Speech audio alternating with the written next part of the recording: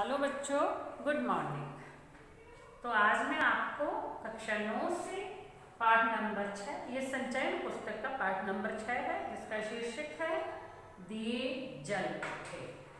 लेखक हैं मधुकर उपाध्याय। तो मैंने आपको बुक में से पाठ पढ़ करके साथ में उसे समझा दिया है। तो आज मैं आपको उस पाठ में जो बुक में पाठ के पीछे प्रश्न उत्तर दिए गए हैं उसके बारे में समझा रही हूँ। तो आपने जो है लेसन पूरा पढ़ा और समझा, तब उस पाठ का जो सार है वो थोड़ा सा मैं आपको दोबारा से बता रही हूँ। उसके बाद से हम प्रश्न उत्तर शुरू करेंगे।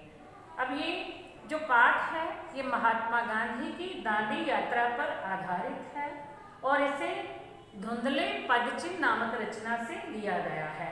इसमें 19 मार्च 1930 के दिन घटी घटनाओं का वर्णन करते हुए रास में जब पटेल की गिरफ्तारी हुई थी और गांधी जी की दांडी यात्रा से संबंधित वर्णन जो है वो किया गया है। घनी अंधेरी रात में गांधी जी को नाव से नदी पार कराने के लिए लोगों द्वारा किए गए प्रयास जो है बड़ी हैरानी में डाल देते हैं।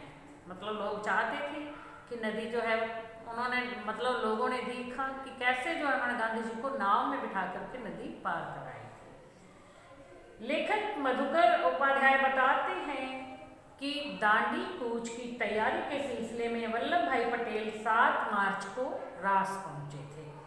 वहां उन्होंने लोगों के आग्रह पर 2 शब्द कहना स्वीकार कर लिया था। उन्होंने इतना ही कहा था, भाइयों और बहनों, क्या आप सत्याग्रह के लिए तैयार हैं? तभी स्थानीय कलेक्टर शिलेडी ने के आदेश पर उन्हें गिरफ्तार कर लिया गया। पटेल ने इस कलेक्टर को पिछले आंदोलन में अहमदाबाद से भगा दिया था।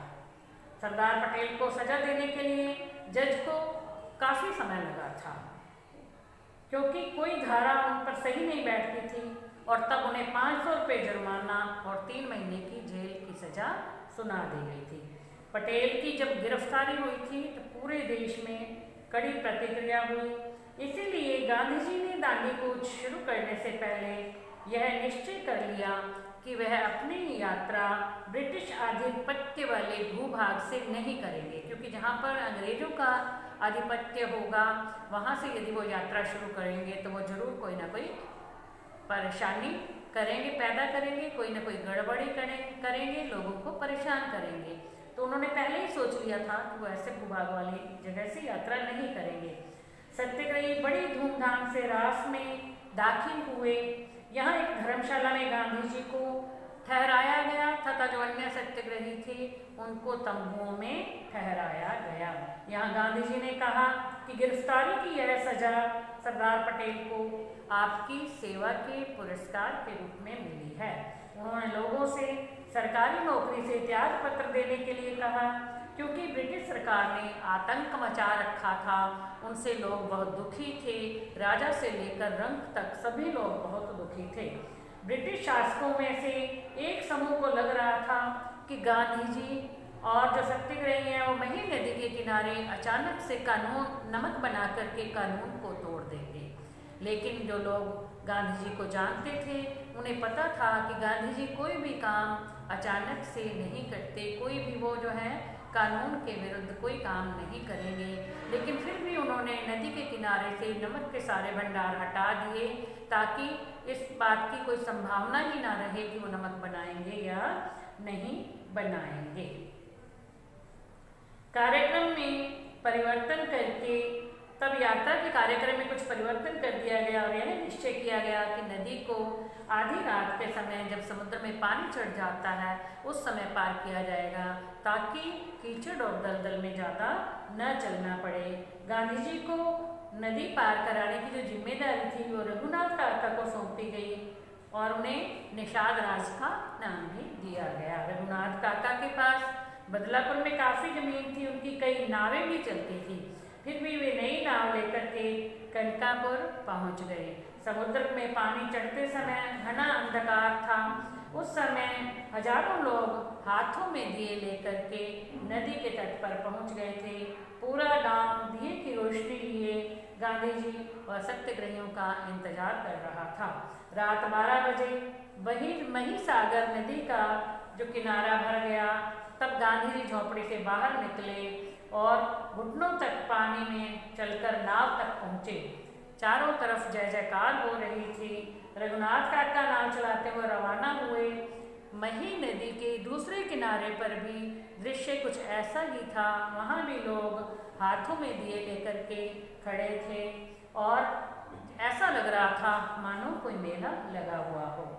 अब वो गांधी जी के जाने के बाद भी लोग हाथों में दिए लेकर के खड़े रहे, क्योंकि उन्हें पता था कि अभी और सत्याग्रहियों ने भी आना है, उन्हें भी नदी पार करवानी है, तो इसलिए वो वहीं पे खड़े रहे थे।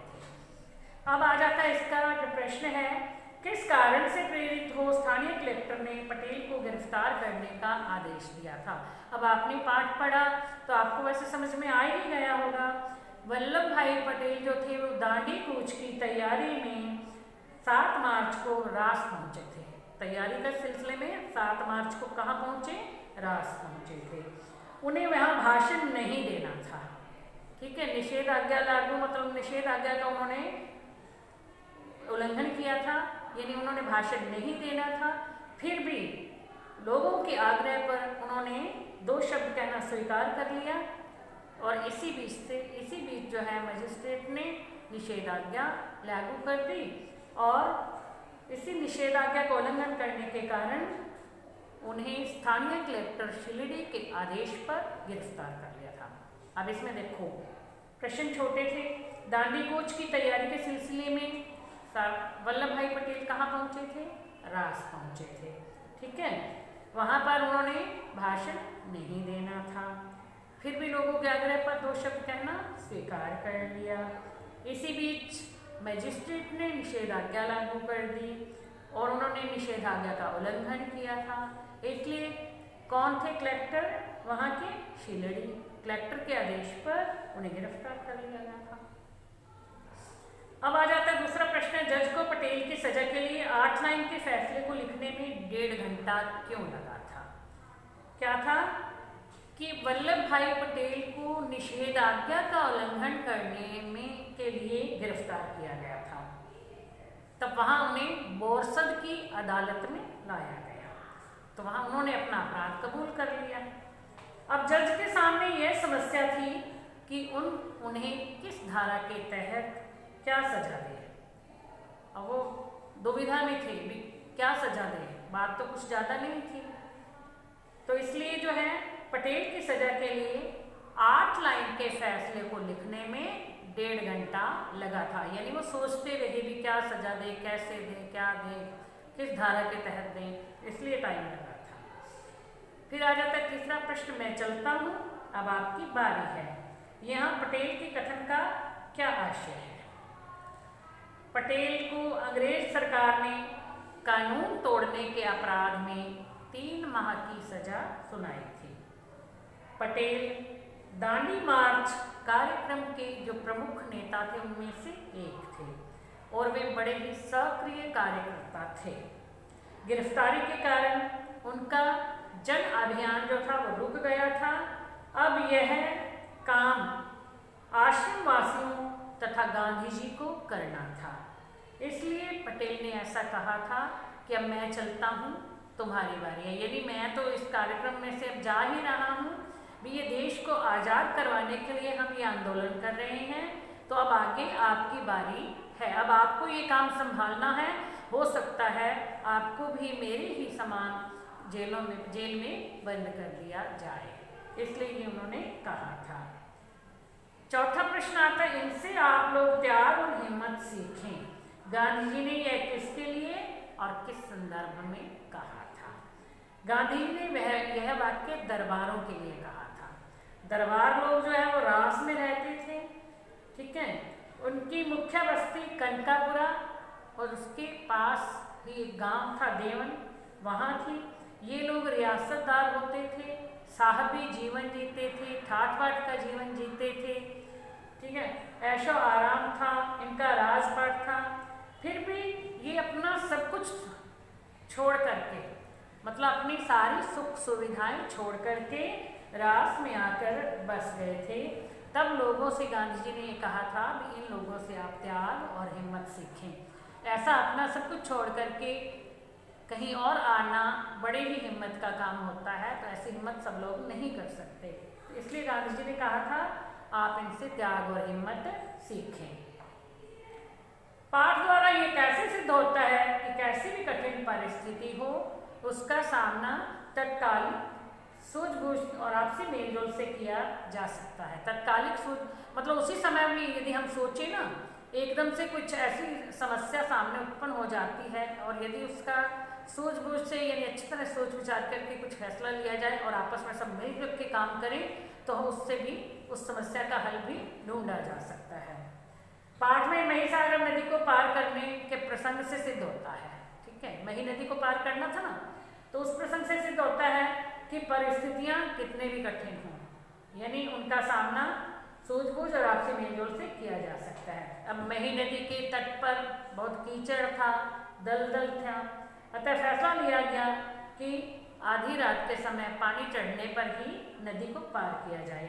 अब रात को वहाँ पे बहुत घना अंधकार था, छोटे मोटे दियों से अंधेरा दूर नहीं हो रहा था। तब गांव के हजारों लोग हाथों में दिए लेकर के आ गए और उस अंधकार में भी सब कुछ सही दिखाई दे रहा था और वहाँ पर रोशनी हो गई थी। अब एक प्रसंग तो ये हो गया, ठीक है, मतलब कैसे उन्होंने आप सूझबूझ से काम लिया, दलदल और कीचड़ में ना चल के जाएं, पानी चढ़ने पर आधी रात के समय नदी पार करें। अब आधी रात को भी इतना अंधकार था, फिर भी मुश्किल होती, तो लोग जो है हाथों में दिए लेकर के आ गए। अब दियों की रोशनी हो गई तो वो नदी जो है उन्होंने पार कर ली। दूसरा प्रसंग गांधी जी की यात्रा से संबंधित है। इसी में दो प्रसंग आए हैं ना। गांधी जी भी निषेध आज्ञा का उल्लंघन कर रहे थे। कार्यकर्ताओं को अंदेशा था कि शायद उनकी भी गिरफ्तारी हो जाए। उनकी कमी को पूरा करने के लिए अब्बास तैयब जी वहां पहुंच गए ताकि यात्रा शुरू की जा सके। लग रहा था कि शायद गांधी जी को भी गिरफ्तार कर लिया जाएगा और उसकी तैयारी इन्होंने पहले से ही कर रखी थी और पहले से ही तैयब जी वहां पहुंच गए थे ताकि यात्रा को रोके नहीं, मतलब यात्रा शुरू रहे, यात्रा को शुरू किया जा सके। छठा प्रश्न है, महासागर नदी के दोनों किनारों पर कैसा दृश्य उपस्थित था। अब जो है मही नदी पार करनी थी गांधी जी को, इसकी जिम्मेदारी किसको सौंपी गई थी? रघुनाथ काका को सौंपी गई थी। रघुनाथ काका के पास बहुत सी नावें थी लेकिन फिर भी वो नई नाव खरीद के लाए थे। ठीक है, और जब समुद्र का पानी चढ़ना शुरू हुआ, इतना घना अंधेरा भी था और लोग जो है हजारों की संख्या में अपने हाथों में दिए लेकर वहाँ पहुँच गए थे। चारों ओर रोशनी हो गई थी और सभी लोगों के हाथों में दिए थे। ऐसा ही दृश्य जो है नदी के दूसरे किनारे पर भी था। पूरे गांव के लोग और भी बहुत से आसपास के लोग जब हाथों में दिए लेकर के आ गए थे। गांधी जी को नदी पार करवाने के बाद भी वो दिए लेकर खड़े रहे क्योंकि उन्हें पता था कि दूसरे सत्याग्रही भी आएंगे, उन्हें भी जो है नदी पार करवानी है। तो रात को 12 बजे नदी का जो किनारा था यानी पानी चढ़ गया था और तब जो है गांधी जी झोपड़ी से बाहर निकले और 1.5 किलोमीटर तक दलदल में चल करके वो नाव के पास पहुँचे और तब वहाँ पर जब वो नाव में बैठे तो लोग जोर जोर से नारे लगा रहे थे, महात्मा गांधी की जय, सरदार पटेल की जय, जवाहरलाल नेहरू की जय। इस प्रकार नारों के बीच में उनकी नाव रवाना हुई और उस नाव को रघुनाथ काका चला रहे थे। कुछ ही देर में इन्हीं नारों की आवाज़ नदी के दूसरे किनारे से आने लगी और ऐसा लग रहा था जैसे नदी का किनारा नहीं बल्कि पहाड़ की घाटी हो, क्योंकि नारों की प्रतिध्वनि सुनाई दे रही थी।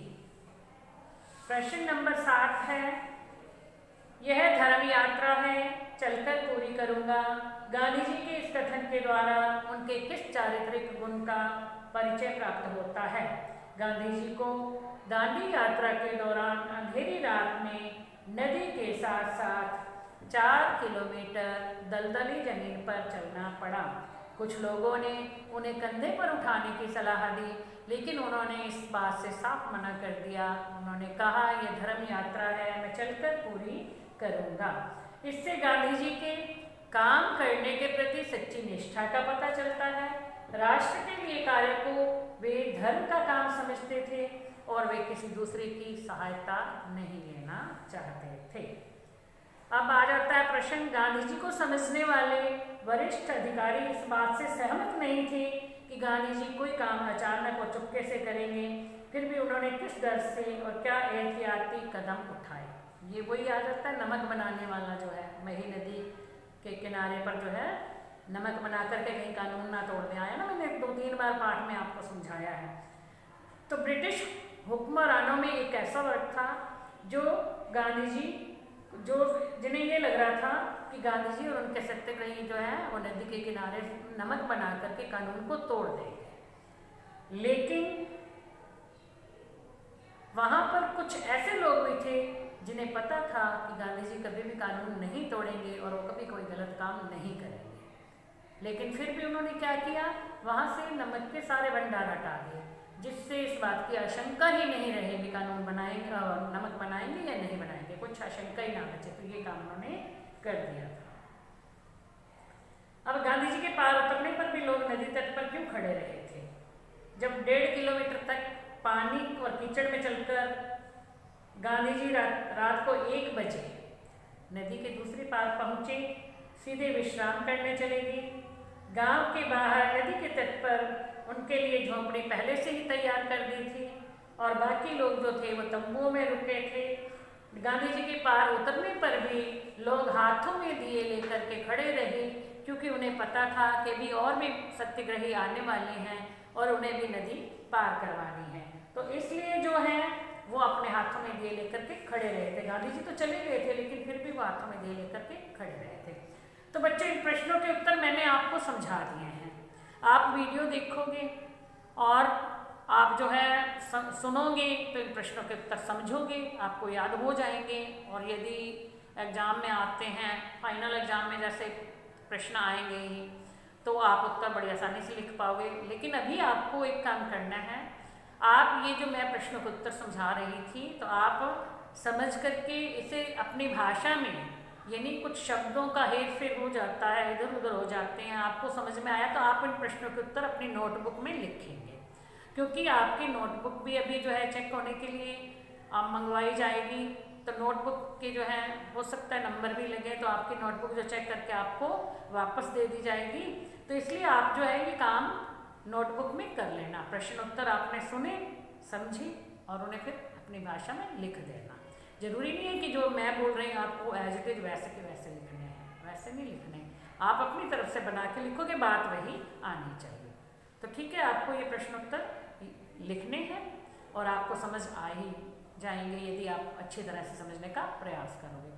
तो इसके अलावा अब और भी बहुत से प्रश्नोत्तर हैं जो मैं आपको नेक्स्ट वीडियो में समझाऊंगी। Thank you.